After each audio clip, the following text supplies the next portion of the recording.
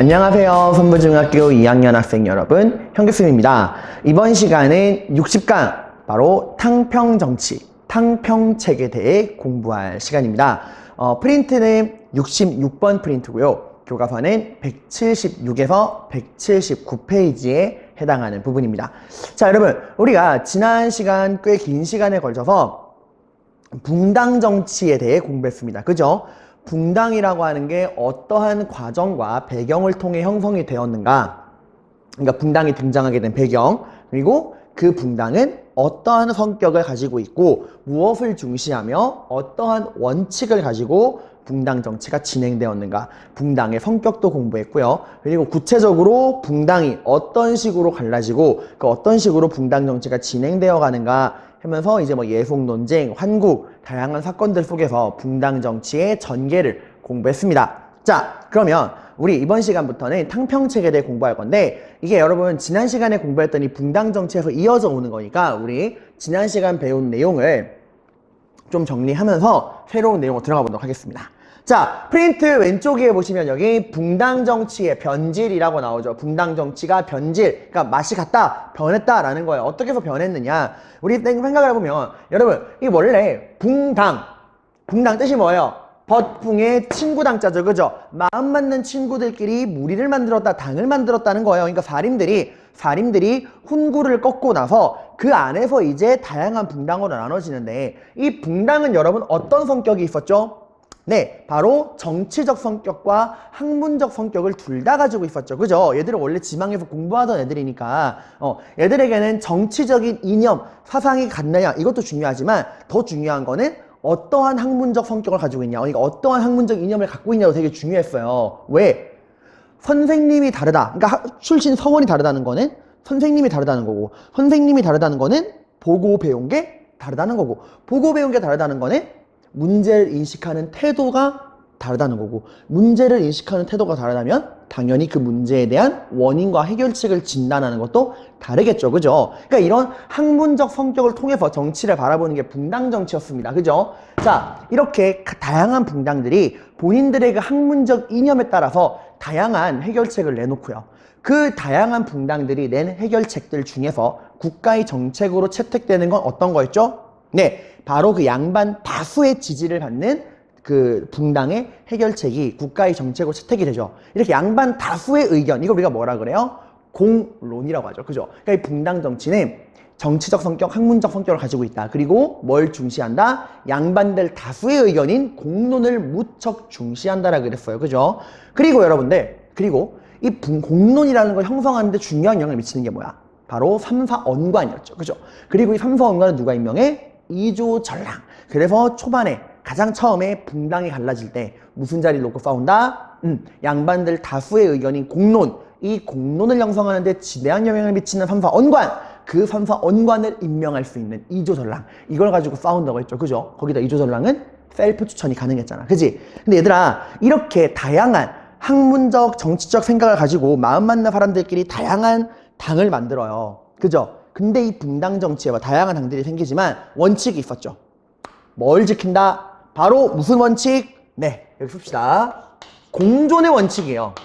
그러니까 지금 선생님이 말하는 건 붕당 정치의 그 성격, 원칙이 잘 지켜질 때야. 붕당 정치 무슨 원칙을 지킨다? 바로 이 공존의 원칙을 지킨다는 게 굉장히 중요합니다. 그러니까 상대방의 존재를 인정하는 거예요. 너랑 나는 생각이 틀려. 나는 옳고 넌 틀렸어. 내가 정이고 너는 악이야. 이게 아니라 너랑 나는 생각이 틀린 게 아니라 다른 것이다. 생각이 다른 것이다 보니까 상대방의 존재를 인정하고요. 상대당의 그 학문적, 정치적인 생각 차이를 인정하는 거야. 너는 그렇게 배웠으니까 그렇게 생각하는 거고, 난 이렇게 배우니까 이렇게 생각하는 거고. 말했잖아. 붕당은 정치적 성격과 학문적 성격이 다 갖고 있다고 했죠. 선생님이 다르니까. 그러니까 상대방의 그런 다른 학문적인 이념, 정치적인 이념을 인정할 줄 아는 거야. 상대방의 존재를 인정하고 상대방과 나의 학문적이고 정치적인 생각 차이를 인정하는 거고, 상대방과 건전하게 비판을 하면서 견제랑 균형을 지키는, 이게 바로 붕당 정치의 공존의 원칙입니다. 이 공존의 원칙이 지켜진 게 언제까지예요? 바로 예속 논쟁까지였죠. 그죠? 예속 논쟁된 여러분들, 이 교과서 소수상 그 당시 서인 남인이 격렬하게 논쟁해서 서인과 남인의 대립이 격화되었다라는 표현은 나오지만 그때까지만 해도 토론을 좀 격렬하게 하는 수준이에요. 막 1차 예송 때 서인이 이겼다고 막 남인 잡아족치고 2차 예송에서 남인이 이겼다고 서인 잡아족치고 이런 게 아니라고. 그냥 정말 그냥 그 건전한 토론 정치였어요. 그런데 그게 언제부터? 환국 때부터 완전 이 붕당 정치가 변질되죠. 그때부터 뭐가 깨져? 이 공존의 원칙이 완전히 깨집니다. 붕당 정치가 변질되는 거죠. 붕당 정치의 변질. 이제 상대방의 존재를 인정해요, 안 해요? 안 합니다. 그죠? 너랑 나는 생각이 다른 게 아니라 뭐야? 틀려. You are wrong. 내가 올바르고, 내가 옳고, 내가 정이고, 너는 잘못된 틀린 악이야. 라고 나오는 거야. 그러면서 이제 정치 싸움에서 이기면 상대방 당을 그냥 놔두지 않죠. 사약 먹이고 귀양 보내고 상대방을 막 죽일 각오로 달려드는 말이야. 다이다이 때는 진짜 뭐 아니면 도 승자가 모든 거를 가지는 승자 독식, 약육강식 승자 독식의 정글 같은 정치판이 펼쳐지게 되는 겁니다. 이제 권력이 독점되는 거야. 그전까지만 해도 그 어느 한 정당, 뭐 서인이 됐건 남인이 됐건 주류 세력이 있을지언정 상대방을 위한 자리를 남겨놓고 함께 공존했다면 이때부터는 여러분들 공존의 원칙이 깨어지다 보니까 권력이 독점됩니다. 우리가 이거 뭐라 그래요? 이런 거 바로 쓰세요. 일당 전제화라 그럽니다. 이제 오직 승리한 하나의 당만이 모든 걸 가져간다라고 이야기를 했어요. 이렇게 된 게 환국이라 그랬죠. 환국 뜻이 뭐라고? 정치의 국면이 빠르게 변화한다라고 했었죠. 그죠? 1900개 게임 기억하겠죠? 서인 들어와, 남인 나가, 남인 들어와, 서인 들어와. 이렇게 정치의 그 주도판이 확 뒤바뀌어서 어느 한쪽 당의 권력을 확 장악하고 상대방 당이 장악하고 이게 너무 급속도로 변하는 그런 걸 환국이라고 했죠. 이걸 주도한 게 누구라고 했죠? 17살의 꼬마왕 숙종이라고 했죠. 그죠? 숙종이 왕권을 강화하기 위해서 신하들에게 공포와 두려움을 주고 본인을 두려워하고 본인에 대한 존경심을 갖게 하기 위해서 너희들의 운명을 진 건 나다 이런 걸 보여주려고 확 정치판을 바꿨죠. 이게 여러분들 비록 숙종이랑 왕의 왕권을 강화시켰어. 당연히 신하들이 왕을 무서워한단 말이야. 왕이 자기들의 목숨줄을 쥐고 있고 언제 왕이 변덕 부려서 자기들을 쫓아낼지 모르니까 왕 앞에서 잘 보이려고 왕을 바짝 엎드린 건 맞아요.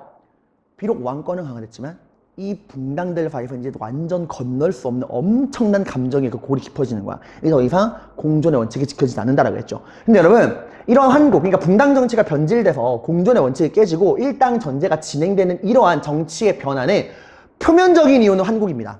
표면적인 이유는 왕인 숙종이 정치판을 확 뒤바꿔서 그렇다고 했죠. 하지만 더 근본적인 이유, 이런 표면적인 이유 말고 더 근본적인 이유 뭐라고 했죠? 조선 후기 사회 경제의 변화라고 했던 거 기억나요, 여러분들? 조선 후기 숙종 때쯤 되면은 대동법이 전국적으로 시행되고요. 조선이 양란의 상처를 다 치유하고 조선이 경제적으로 엄청나게 발전합니다. 농업, 상업, 수공업 모든 면에서 엄청난 발전을 이루어요. 그러다 보니까 이제 권력 싸움에 이겨서 중앙 정치를 장악했을 때 얻을 수 있는 그 퀘스트, 보상의 대가가 어때? 그 전에 비해서 훨씬 늘어난 거예요. 반대로 그 전에 비해서 패배했을 때 중앙 정치 싸움에 패배하고 지방으로, 향촌으로 낙향했을 때 어떤 변화가 있죠? 더 이상 향촌 사회에서 예전만큼의 강력한 지배력을 유지할 수가 없죠. 왜? 경제가 발전하면서 돈을 번 평민, 부유한 평민들이 등장하기 시작한 거야. 이 부유한 평민들이 이 지방 향촌에서 양반들의 권력을 빼앗아가기 시작하는 거예요. 그러니까 중앙 정치에서 이겼을 때 차지할 수 있는 보상의 양은 엄청 늘었지만 이제 퀘스트에 실패해서, 싸움에 실패해서 지방에 내려가는 순간 과거와 같은 굳건한 권위를 유지할 수가 없는 거야. 그러니까 뭐 아니면 돈 거죠. 위너 테이크 패돌이 펼쳐진 거야. 그래서 조선 후기의 사회 경제적인 변화가 이런 극단적인 정치 대립을 갖고 오게 하는 근본적인 원인이었다. 이것도 말을 했습니다, 여러분들. 자, 근데 지금 여러분들 이렇게 서로 방의 상대방의 존재를 인정하지 않고 뭐 아니면 도로 막 죽고 죽이는 배틀로얄이 펼쳐지니까 정치가 어때요? 굉장히 혼란스럽단 말이야. 정치 보복이 일어나고 혼란스러운 상황이란 말이에요. 이런 상황에서 이제 누가 나서느냐? 왕들이 나섭니다. 그 숙종 이후에 왕들이 나서는 거야. 너희들은 그 이후 왕들 말하는 거예요. 너희들은 더 이상 이런 공존의 원칙, 견제와 균형의 원칙을 유지할 만한 능력이 있다 없다? 없다. 너희 붙여놓기만 하면 상대방을 죽일 각오로 싸워서 나라가 혼란에 빠뜨리기만, 나라를 혼란에 빠뜨리기만 한다. 그러니까 어떻게 한다? 이제 내가 직접, 왕인 내가 직접 너희들 사이에 그 공존과 균형을 맞추어 주겠다. 라고 등장하는 거야. 이해가요, 여러분들? 그러니까 북종의 이런 환국과 조선 후기 사회 경제적인 변화로 붕당 정치가 변질되고 공존의 원칙이 깨지고 일당 전제에 이런 파행적인 정치가 운영되니까 그 이후의 왕들이 직접 나서서 이제 왕인 내가 직접 너희들 사이에 균형을 맞추어 주겠다라고 나서기 시작하는 거야. 그게 바로 오늘 공부할 핵심 주제인 탕평책이에요. 탕탕, 평평. 균형을, 탕탕평평. 어느 한쪽에도 치우침이 없는 균형을 맞추는 정치다라는 거예요. 정치가 어느 한쪽으로 치우치지 않고 공평한 상태를 탕평이라고 합니다. 탕탕평평. 붕당들 간의 대립을 완화하고 균형을 맞추어서 왕권을 강화하겠다라고 하는 거예요. 이런 탕평책을 시행한 두 명의 왕을 볼 건데 그 중에 한 명이 영조고 또 한 명이 정조입니다. 자, 우리는 이제 이 탕평책을 시행한 영조와 정조를 비교해 보셔야 돼요. 이게 되게 잘 나오거든요, 여러분들. 자, 얘들아, 큰 흐름 잃지 마. 공존의 원칙이 지켜지던 붕당 정치에 공존의 원칙이 지켜지다가 환국과 조선 후기 사회 경제의 변화로 붕당 정치가 변질되면서 공존의 원칙이 깨어지고 일당 전제가 펼쳐지고 정치가 엉망진창이 되니까 왕들이 직접 나서서 이 균형을 맞추어 주겠다. 무슨 책? 탕탕평평, 탕평책을 들고 나오는 거예요. 우린 지금 그 탕평책을 시행한 두 명의 왕을 공부할 거야. 그 중에 하나가 바로 영조, 또 하나가 정조입니다. 이 영조와 정조가 어떤 식으로 정치를 했느냐, 이 둘을 비교하는 게 굉장히 잘 나와요. 둘은 공통점으로는 탕평책을 시행했다라고 하는 공통점이 있지만 그들이 그 속에서도 어떤 차이점을 보이는가. 이 영조와 정조를 구분하는 거는 내신에서는 거의 F등급이고요. 거의 매번 나오고요. 수능이나 모의고사에서도 영조와 정조의 정책을 구분하는 거는 매년 빠짐없이 나오는 굉장히 중요한 1등급 주제입니다. 볼게요. 자, 영조 탕평책을 합니다, 여러분들. 근데 여러분 여기 좀 어려운 말이 나오죠. 뭐 완론탕평이니 뭐 줄론탕평이 나오는데 이거는 예전 교과서에서 나왔던 용어인데 요즘에 안 나와요. 제가 그냥 참고하라고 적어놓은 거예요, 그냥. 자, 그럼 영조가 그러니까 이걸 왜 그렇게 적어놨냐면은 영조가 한 탕평책이랑 정조가 한 탕평책이 같은 탕평책이지만 큰 틀에 보면 같아. 균형을 맞추겠다라고 하는 큰 틀을 같은데 세부적인 방법이 좀 차이가 나요. 그걸 그냥 구분하는 용어인데 뭐 용어가 외우기 어렵다면은 내용으로만 차이가 있다. 그 내용만 잘 아셔도 됩니다. 자, 영조의 탕평책은 어떤 책이냐? 완론탕평이라고 하는데요. 이런 거예요. 여러분, 어쨌건 지금 조선엔 다양한 붕당이 있죠. 그죠? 노론, 소론, 뭐 남인 해가지고 다양한 붕당들이 있잖아. 그지? 근데 영조는 그 인정 안 하는 거예요. 어디 왕 앞에서 신하들이 사사로이 당을 나누고 자기 의견을 내고 자기 목소리를 내느냐. 나는 이 왕 앞에서는 어떠한 붕당도 인정할 수 있다 없다? 없다. 나는 이 왕 앞에서 붕당이란 존재를 인정할 수 없다. 애초에 붕당이 생기면서 너희들이 갈등이 생긴 거 아니냐. 이 문제의 모든 이런 붕당 정치가 변질되고 서로 막 싸우는 이 모든 근본적인 원인은 너희 신하들이 사사롭게 당을 만들어서 그런 것이다. 너희들이 사사롭게 당을 만들고 자기들의 의견을 내다 보니까 갈등이 심해져서 이런 일이 생긴 것이다. 왕 앞에서 어떠한 붕당도 인정할 수 있다 없다? 없다라고 있는 거야. 그러니까 정조는 아예 붕당의 존재 자체를 인정할 수 없다 이거예요. 그러니까 현실적으로는 이미 이 조선에 몇백 년 동안 존재해왔던 당들이잖아. 근데 영조는 이제 나는 그러한 붕당을 인정할 수 있다 없다? 없다. 나는 붕당의 존재 자체를 인정하지 않겠다.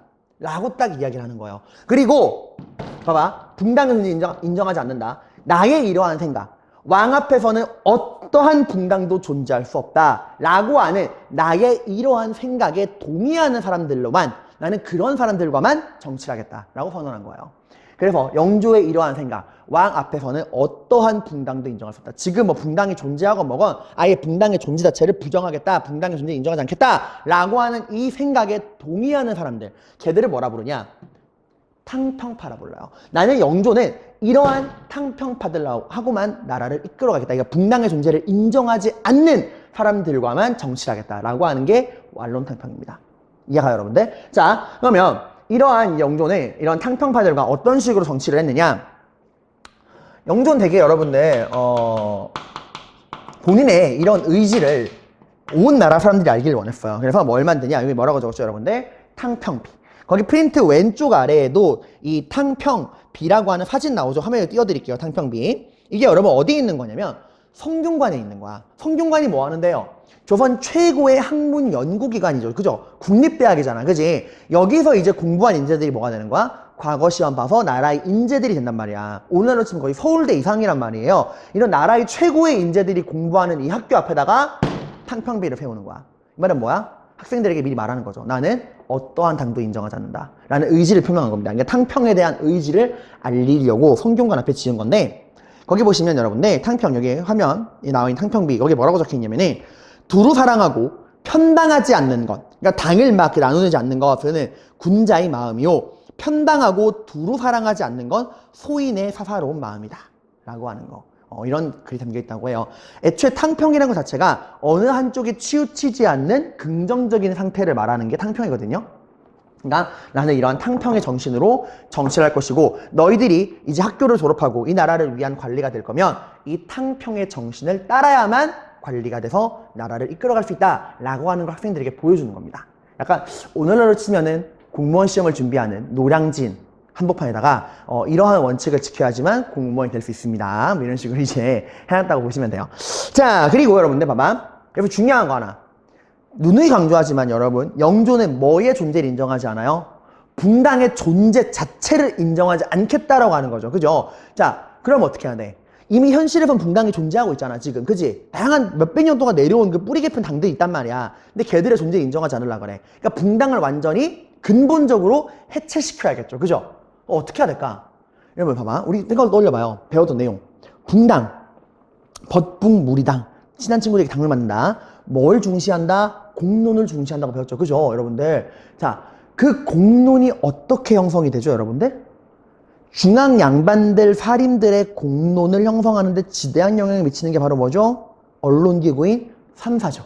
그 3사를 누가 임명하죠? 이조전랑이 임명하죠. 이조전랑은 누가 임명하죠? 본인이 스스로 추천하잖아. 그러니까 이조전랑이라는 자리가 굉장히 중요하죠. 그죠? 중앙 양반들의 공론을 형성하는 3사에 대한 임명권도 가지고 있고, 본인들의 후임자도 추천할 수 있고, 그래서 이 이조전랑 자리를 놓고서 당들이 치열하게 갈등을 한 거잖아. 그러니까 어떻게 보면 이 붕당이라고 하는 근본적 구조에 이조전랑이 있단 말이야. 영조는 이 붕당 정치의 근본 시스템 자체를 무너뜨리고 싶은 거야. 그래서 누구의 힘부터 빼버렸냐? 바로 이조전랑. 이 자리의 힘부터 약화시킵니다. 이조전랑의 권한을 엄청 약화시켜요. 대표적으로 여러분들 더 이상 이조전랑한테 3사를 임명할 수 있는 권한을 빼앗아갑니다. 원래 이조전랑이 3사를 임명했잖아요. 더 이상 3사를 임명할 수 없다. 3사 임명권을 빼앗아가고요. 후임자를 추천할 수도 있었죠. 이조전랑은. 그것도 없애버려. 그러니까 이조전랑이 가지고 있던 핵심적인 권리 두 가지. 중앙 양반들의 공론을 형성하는 3사, 언관직에 대한 임명권, 그리고 본인의 후임자를 추천할 수 있는 후임자 추천권, 이 두 가지 권한을 다 빼앗아가 버린 거야. 더 이상 이조전랑이 가지고 있는 의미가 없죠. 그죠? 그리고 여러분들, 공론은 양반 다수의 의견이라고 했어. 근데 여러분이 이조전랑이랑 3사는 중앙 양반들의 공론을 형성하는데 큰 영향을 미치는 거였죠. 그죠? 양반들은 중앙에만 있나요? 아니죠. 지방에 더 많죠. 애초에 사림이라는 애들 뿌리 자체가 향촌 지방이잖아. 지방에서 서원에서 공부하던 애들이 중앙으로 올라온 거잖아요. 그죠? 그러니까 중앙에 올라온 다음에도 여전히 누구의 의견을 물어봐요? 자신의 출신 서원, 자신의 출신 학교인 출신 서원에 가서 선배들, 후배들, 동문들의 의견을 물어보고, 더 나아가 누구의 의견을 굉장히 따라? 선생님. 우리 선생님의 의견은 어떤가? 하고 선생님의 의견을 따른다 그랬죠. 그죠? 그래서 이 지방에서 이런 양반들의 끈끈한 공론을 깨버리기 위해서 영조는 서원, 이 붕당의 근거지인 서원을 엄청 정리합니다. 이 지방의 뿌리, 양반들의 뿌리가 되는 이 붕당의 기본 근거지가 되는 지방의 서원들을 대폭 정리해요. 그리고 이 지방 서원에서 사림들의 그 공론 형성에 큰 영향을 미치는 게 누구야? 그 서원에 있는 사림들의 스승, 선생님인 산림이었죠. 그죠? 영조는 서원을 정리하면서 그 사림들의 스승인 산림의 권위를 인정하지 않아요. 이게 여러분 그동안 조선에 굉장히 심했어. 말했죠. 어떤 일까지 있었냐면은 중앙에 이제 어떤 나라의 그런 문제를 의논할 때 이 관리들이 자신의 지방 서원에 물어보는 거야. 이 문제에 관해서 여러 우리 출신 서원, 내가 나온 서원에 선배, 후배, 동기들의 의견은 어떻습니까? 더 나아가 선생님께서는 이 문제에 대해서 어떻게 생각하십니까? 라고 선생님의 의견을 물은 다음에 선생님이 말하는 거 그대로 따라오는 거야. 그러니까 오죽하면 왕들이 너희 나의 신하냐, 너희 선생님의 신하냐 라고 막 분노를 일으키기도 하고 그랬어. 그걸 다 인정하지 않는 거야. 그러니까 봐봐. 탕평비를 통해 탕평의 의지를 드러내고요. 붕당이라는 걸 인정하지 않겠다. 그리고 이 붕당 정치의 근본 시스템을 무너뜨리기 위해서 중앙 양반들의 공론을 형성하는 삼사, 그 삼사를 임명하는 이조전랑의 힘을 부악 줄여버려서 이 중앙 양반들의 공론 시스템을 무너뜨려버리고, 지방에서는 지방 양반들의 공론이 모이는 서원과 산림의 힘을 약화시켜버리고, 이런 식으로 이 붕당 정치의 기본 구조를 무너뜨리는 거야. 말했잖아. 왜? 붕당의 존재를 인정하기 싫으니까 붕당을 아예 시스템적으로 없애버리겠다라고 하는 거예요. 자, 이 혹에서 본인의 영조의 그 의지를 따르는 탕평파들과 이제 정치를 하면서 또 경제적으로 어떤 정치를 펼쳤냐. 일단 정치적으로 여러분 이렇게 영조가 시스템을 딱 구축하니까 어떨까? 왕권은 굉장히 강하대요. 그죠? 왕의 지금 이 나라에 어쨌건 정치를 하기 위해서는 이 왕의 의견을 동조하는, 붕당을 부정하는 탕평파들만 영조 주변에 모여있단 말이야. 그러다 보니까 굉장히 왕권이 강했어요. 그래서 이런 안정적 왕권을 토대로 영조가 어떤 정책을 하느냐. 바로 여러분들 조선 후기에 여러분 그 세금제도 개편 때 공부했던 거. 원래 조선은 군적 수포제라 그래서 군대를 안 오는 사람들이 1년에 군포를 2필씩 냈잖아요. 그거를 50% 디스카운트한 조선 후기 그 새롭게 변한 세금제도, 역에 대한 제도 뭐였죠? 균역법. 그걸 만든 게 영조예요. 영조가 했던 거야. 1년에 이제 군포를 2필씩 내던 걸 어떻게 해라? 1필씩 내라 라고 했던 거. 이렇게 할 수 있던 이유. 그리고 얘들아 기억날 거야. 균역법으로 어쨌든 세금을 줄여준 거니까 국가의 수입의 절반 준 거지, 그지? 국가가 이 부족해진 세금을 보충하기 위해 어떻게 했죠? 양반 지주들에게는 결작이라 그래서 1년당 2두씩 추가 세금 걷고, 또 좀 돈은 많지만 공부 못하는 띨띨한 양반들에게는 선무 군관포라고 하는 명예직을 주고 또 세금 걷고, 그죠? 어쨌건 얘들아 양반 지주들에게 되게 손해되는 거란 말이야. 근데 그런 걸 밀어붙일 수 있는 이유가 뭐야? 그래, 본인이 왕권이 탄탄하니까 이런 정책을 할 수 있는 거예요. 왕권이 강하니까. 물론 이제 왕도 양보하긴 했죠. 뭐 어장세, 소금세, 선박세 양보하긴 했죠. 자, 그리고 사회적으로 영조는 백성들에 대한 사랑은 굉장히 지극했어요. 그래서 가혹한 형벌 하지 마라. 백성들이 뭐 잘못해서 관아 오면 얘들아, 그 당시에 재판이라고 하는 게 뭐냐면 없는 죄도 만들어내는 거야. 아니 땐 굴뚝이 연기한다 그러죠. 조선시대에는 굴뚝이 연기를 만들어. 그냥 잡아들인 다음에 네 죄를 네가 알렸다 이러고 몇 대 고문을 하는데, 여러분 그래서 고문 상상을 초월합니다. 없던 죄가 생겨 진짜. 근데 너무 사람을 막 가혹하게 이때부터 잡으니까 이건 뭐 정밀한 수사가 안 되는 거야. 그래서 가혹한 형벌 하지 마라. 그리고 사형수에 대한 삼심제를 시행합니다. 오늘날에도 여러분들 우리가 재판을 좀 3번 맞죠? 지금 지방법원, 뭐 고등법원 한 다음에 마지막 대법원까지 총 3번 올라가잖아. 그걸 만든 게 영조예요. 사형수 같은 이런 중대한 일은 한 번의 재판으로는 억울한 일이 생길 수 있으니까 최소한 3번은 그 재판을 받을 수 있게 해라. 삼심제. 이걸 영조가 만들고요. 또 법전. 얘들아, 우리 조선시대 법전 뭐 공부했죠? 경국대전 기억나요, 여러분들? 경국대전? 그 누가 만들었어? 세조가 만들기 시작했지만 완성한 게 누구예요? 성종이었죠. 그죠? 그래서 우리가 성종을 조선 초기에 체제를 정비했던, 문무를 정비했던 왕이다 라고 우리가 알고 있잖아. 근데 봐봐. 성종 때 이후로 지금 몇 년을 흘렀어요? 여러분 거의 300년 가까이 흘렀단 말이야. 얘들아, 성종이 경국대전을 만든 이후로 엄청난 세월이 흘렀어요. 그 시간 동안 얼마나 많은 변화가 있었니, 그치? 특히 조선 근본적인 변화, 양란이라고 하는 거대한 전쟁 이후에 나라의 모든 재론 시스템이 다 바뀌었잖아, 그치? 근데 여전히 법전은 조선 초에 만들어진, 그것도 15세기에 만들어진 경국대전이란 말이야. 그 경국대전은 그 만들어진 이후에 그 조선의 그 어마어마한 변화를, 그런 사회 제도적인 변화를 더 이상 포괄할 수가 없는 거지. 너무 옛날 책이란 말이야. 그래서 영조가 새로운 법전을 만듭니다. 속대전.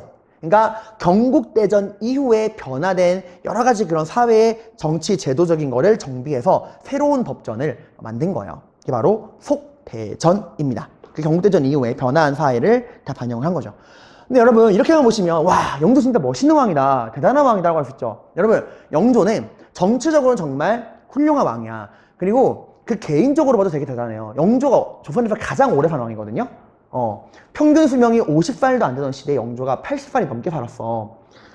영조는 실제로 굉장히 소식을 하고 채식 위주의 습관을 가졌다고 그래요. 몸 관리를 엄청 철저하게 했던 왕이야.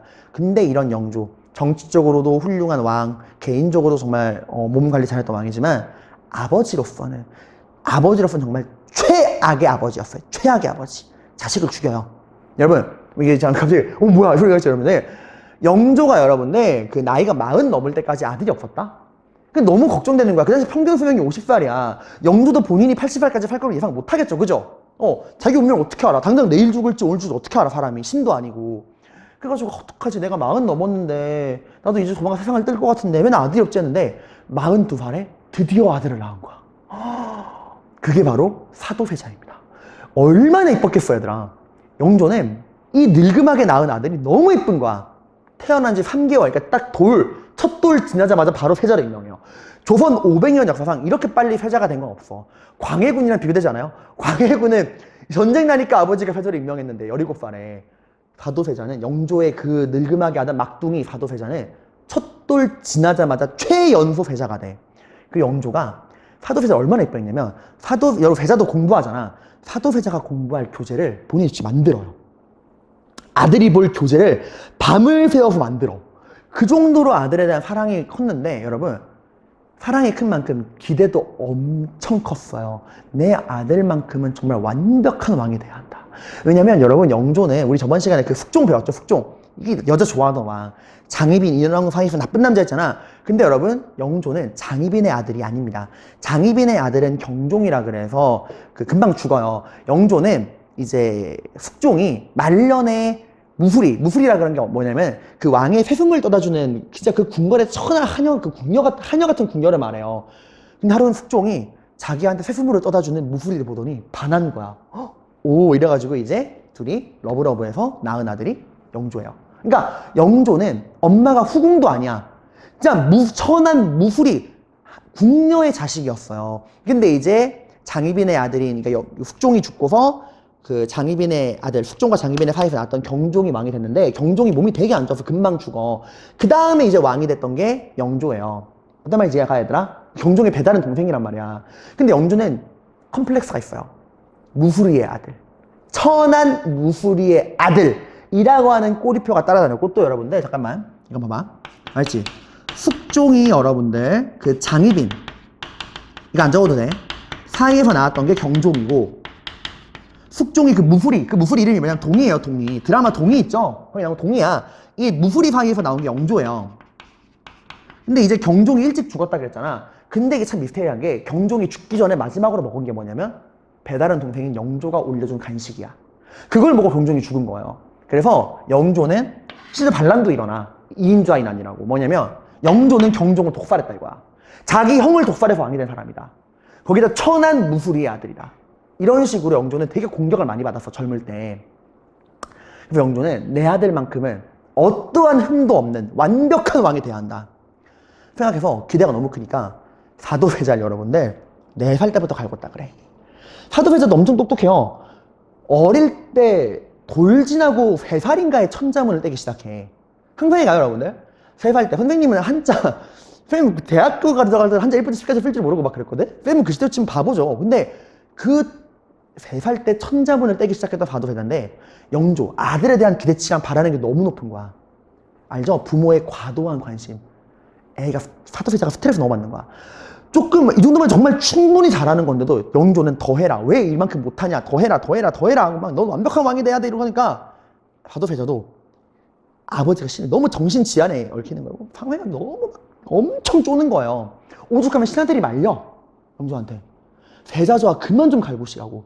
오죽하면 사도세자는 아버지 영조를 만나러 가는 걸 무서워했다 그래. 그래서 아버지를 만나러 가면 옷을 입어야 되잖아. 옷을 입기가 싫으니까 자기 옷을 입혀주는 궁녀를 막 때리기도 하고 죽이기도 하고 막 그랬다 그래. 정신지안에 걸리는 거야. 그래가지고 이제 영조는 삐뚤어지는 거죠. 더 아들에게 기대하면 기대해서 또 사도세자는 오늘 아침엔 체육인이야. 운동이랑 이런 거 엄청 좋아하는데 영조는 또 자식이 완벽한 유교적 군주가 되길 원하는데 애가 막 말 타고 다니고 이런 거 좋아하니까 정말 상극인 거야. 정말 이 말 들으면 공감한 친구도 많을 거예요. 쌤도 이제 아버지랑 쌤이 사이가 별로 안 좋았던 적이 있어요. 그러니까 아버지에 대한 기대 좀 장남이거든요. 근데 또 난 그만큼 기대를 못 맞춰주니까 아버지는 더 질책을 하고 저에 대한 사랑으로. 근데 이제 그게 전 싫은 거죠. 근데 그 정도가 너무 심한 거야. 사도세자가 정신병에 걸려. 사람을 죽여요. 그리고 막 내가 언젠가 이렇게 죽느니 아버지를 죽이겠다 이런 말을 할 정도로 내가 막 정신질환까지 가. 그 정조의 갈굼 때문에. 근데 영조는 사도세자 어떻게 할 수가 없어. 왜? 유일한 아들이잖아. 근데 불행에 시달린 게 이 사도세자도 결혼을 하겠죠. 결혼을 하고 아들을 낳아. 자, 영조의 아들 사도세자. 부자 간의 관계는 최악이야, 최악. 서로 꼴도 보기 싫어. 오죽하면 사도세자가 말 실수하잖아. 영조가 듣고서 아이씨 귀 버렸어. 야 물 갖고 와. 이런 다음에 귀를 씹어요. 애 보는 데서. 그 정도 사이로 치달아 이게. 근데 사도세자가 아들을 낳아. 이게 바로 정조예요. 근데 정조는 영조가 바라는 이상적인 왕이야. 정조는 여러분 조선 역사상 평가하기로 세종대왕의 버금가는 천재예요. 천재야. 그리고 공부하는 걸 너무 좋아해. 퍼펙트한 거야. 아들에게 보지 못했던 퍼펙트한 모습이 손자한테 보이는 거예요. 그래서 영조가 손자를 왕으로 하고 싶은 거야. 근데 아들이 있잖아. 그래서 어떻게 했냐? 사도세자를 죽입니다. 죽인다고요. 어떻게 죽이냐? 그것도 죄인의 얘기 되면 안 되니까 불러요. 불러서 맨 처음에는 칼을 딱 던져주면서 자결하거라. 어떻게 자결을 해? 사도세자가 못 버티니까 뒤주라 그래서 쌀독 있죠. 쌀을 담는 뒤주. 그거 가져오라 그런 다음에 가둬요. 그리고 밖에서 못질을 해. 그 방판을 시켜서 뒤주에 가둬서 죽입니다. 일주일인가? 10일인가를 뒤주 안에 갇혀서 죽어요. 정말 조선 역사 최악의 비극이야, 얘들아. 죽인 거야, 아버지가. 그때 막 기록이 나와. 막 사도세자가 한여름이었거든? 한여름에 궁궐 앞에서 그걸 가둬놓은 거야. 얼마나 미칠 그 찐해서 더위. 사도세자가 제발 물 좀 달라고, 막 살려달라고, 와! 이러는데, 심지어는 그걸 보고 손자였던 정조가 제 아버지잖아. 그 당시 어린 정조가 와가지고 빌어요, 무릎 꿇고. 할아버지, 우리 아빠 살려주세요. 하고 빌어. 근데도 결국엔 죽여요. 그러면 영조와 사도세자의 관계는 진짜 그래.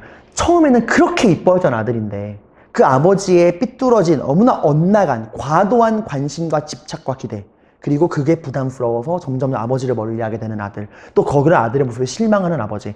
그 둘의 부자관계가 최악을 치닫다가 결국에는 영조는 독한만 먹는 거죠. 얘는 임금감이 아니다. 이런 정신질환을 앓고 있었으니까 왕이 되면 나라가 망할 거다. 제2의 연산군이 될 수도 있다. 죽어라. 왜? 새로운 대안이 있잖아. 근데 생각해봐. 어쨌건 사도세자는 왕에게 죽임을 당한 죄인이에요. 죄인의 아들이 왕이 될 수 있나요? 그럴 수 없죠. 그래서 영조는 정조를 죽은, 사도세자가 원래 유일한 아들 아니야. 그 전에 영조가 나왔다가 죽은 아들이, 다른 왕족이 있어. 죽은 아들 왕족. 다른 왕족의 양자로 입양을 시켜요. 그러니까 형식적으로 정조는 정조는 족보상으로는 사도세자의 아들이 아니게 만든 다음에 왕위를 물려줍니다. 그렇게 정말 이 기구한 운명을 타고 왕이 된 게 정조예요. 정조. 자, 그러면 이 정조는 어떠한 탕평책을 시행했는가? 이걸 볼 건데, 정조는 본인의 할아버지랑은 생각이 좀 달라요. 그리고 정조는 여러분들, 참 이게 제가 왜 굳이 이런 스토리를 이야기했느냐? 여러분, 이거 한번 봐봐. 여러분, 이 얘기 좀 할게요. 영조의 탕평책은 결론부터 말하면 한계가 굉장히 많았어. 본인의 뜻에 따르는 사람들만 가지고 정치를 한다고 했죠. 그죠? 속된 말로 이거는 왕의 딸랑이들만 데리고 정치를 한다는 거야. 그리고 영조가 여러분들 초반에 공격을 많이 받았다고 했지. 천한 무수리의 아들, 형을 죽이고 왕이 된 자. 그 과정에서 영조가 마지막까지 영조를 붙들어준 게 누구냐면 노론이었어요. 기억나요? 서로 마지막에 그 경신기사 갑술한국 이후에 노론과 소론이 갈라진다고 했죠. 그죠? 그 중에서도 소론은 경종을 지지했고요. 노론이 영조를 지지했어. 근데 이제 경종이 일찍 죽은 다음에 그 반란 일으킨 것도 소론이야. 소론이 반란 일으킨 거예요. 영조가 경종을 죽였다 이래서. 그래서 이 위태로운 영조를, 이 정통성도 약한 영조를 마지막까지 떠받들어 준 게 노론이에요.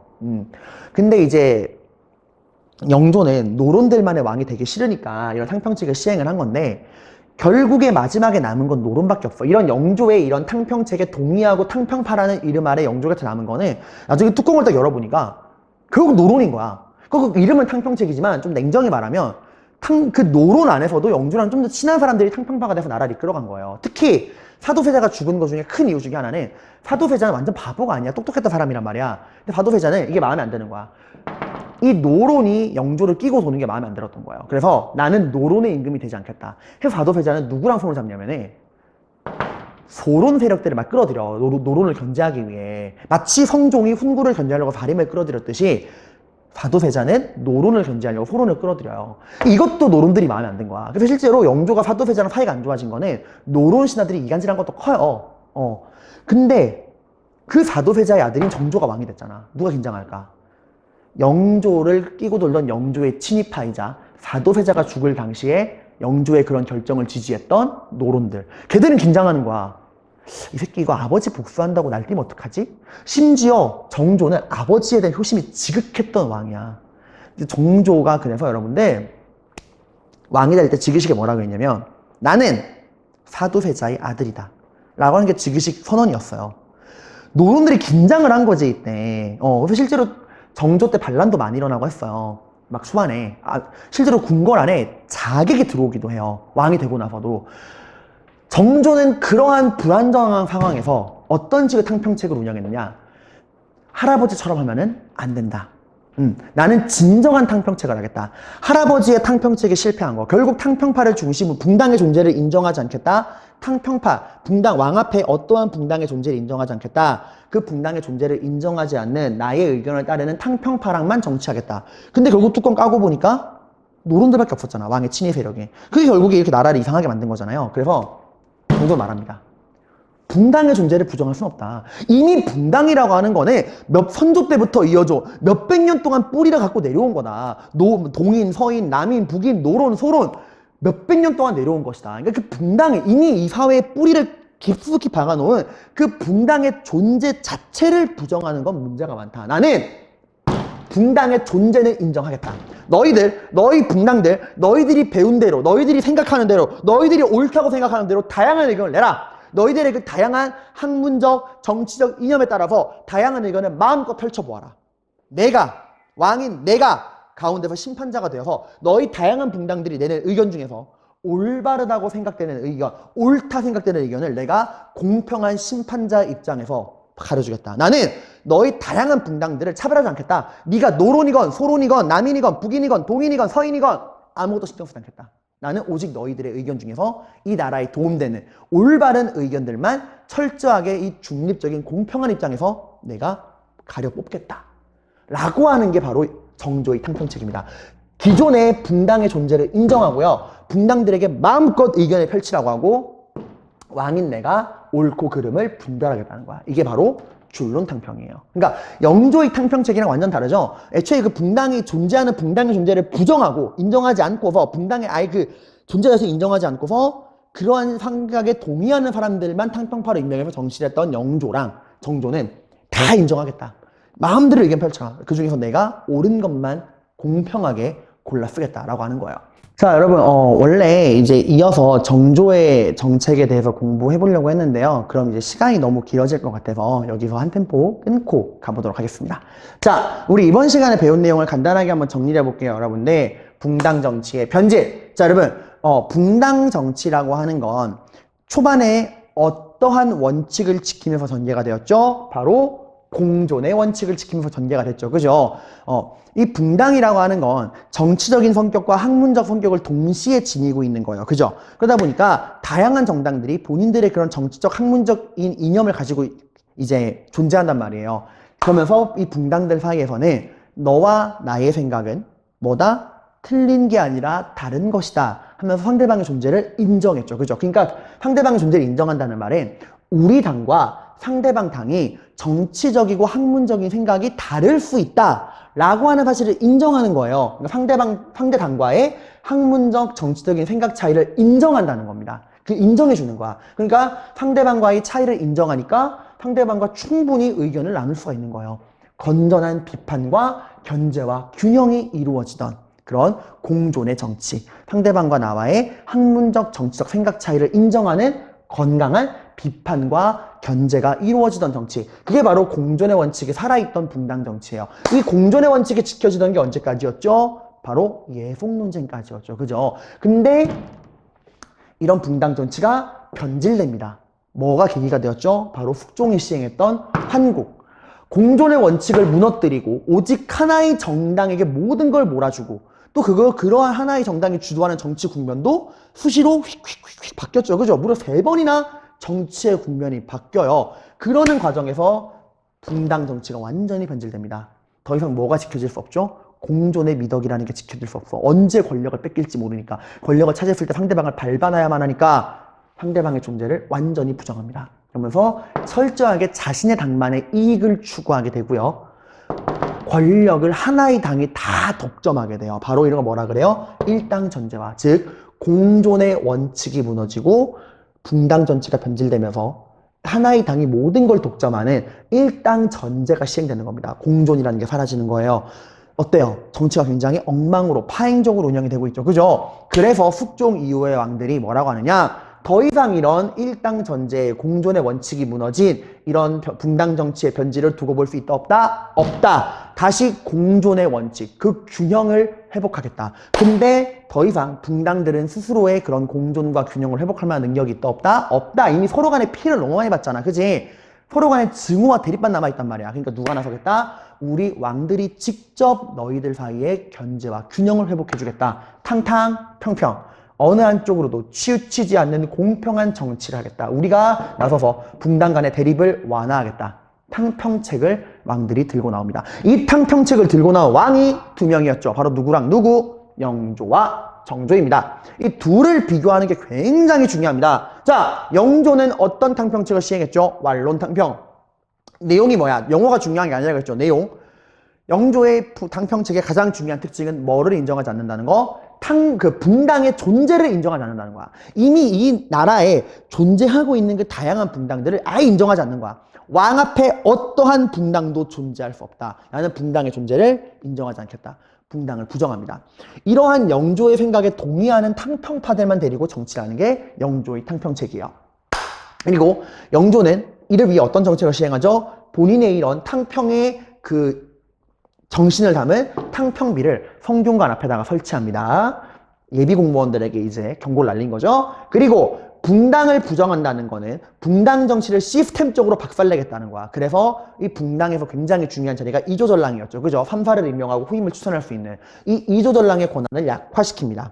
3사 임명권, 후임자 추천권 다 없애버리죠. 그리고 붕당의 근거지가 되었던 서원을 대폭적으로 축소하고요. 그 서원에서 사림들의 공론을 형성하는 데 큰 영향을 미쳤던 사림들의 스승, 산림의 권위를 더 이상 인정하지 않아요. 이렇게 정치를 탕평파 중심으로 안정시킨 다음에 이를 토대로 경제개혁을 시행합니다. 그게 바로 뭐였죠? 균역법. 1년에 2필씩 내던 백성들이 2필씩 내던 군포의 양을 한 필로 줄여준 겁니다. 그리고 사회적으로는 가혹한 형벌을 금지하고 사형수에 대한 삼심제를 시행하고요. 법전은 뭘 만들죠? 속대전. 경국대전의 속편이라는 뜻입니다. 그 15세기에 경국대전이 만들어진 이후에 지금 굉장히 많은 변화가 있었잖아. 그런 여러 가지 사회의 그런 뭐 제도, 정치, 경제의 변화를 담은 속대전을 편찬합니다. 자, 근데 그 다음에 우리 그 영조와 그 사도세자의 비극에 대해 이야기했죠. 그리고 그 사도세자의 아들 영조의 손자인 정조가 왕이 됩니다. 정조는 할아버지랑 생각이 달라요. 이런 식의 탕평은 근본적 해결이 될 수 있다 없다? 없다. 해서 정조가 들고 나온 정조의 탕평책은 뭡니까? 준론 탕평. 어떤 거야? 붕당의 존재를 부정하지 않겠다. 이미 이 사회에, 이 나라에 몇백 년 동안 뿌리 박아온 붕당을 어떻게 부정하느냐. 그러니까 붕당의 존재를 다 인정하고 그 다양한 붕당들에게 마음껏 본인들이 옳다고 생각하는, 정치적 학문적으로 옳다 생각하는 의견을 자유롭게 내게 하고 왕이 직접 그들의 의견 속에서 올바른 의견을 골라내는, 왕이 직접 옳고 그름을 판별하겠다라고 하는 게 준론 탕평이었죠. 자, 그럼 이제 이 다음에 어떻게 정조가 정책을 나라를 이끌어가는가, 그거는 다음 시간에 마저 살펴볼 거고요. 그 배운 내용을 토대로 영조와 정조의 탕평책을 비교해 보도록 하겠습니다. 고생 많으셨습니다.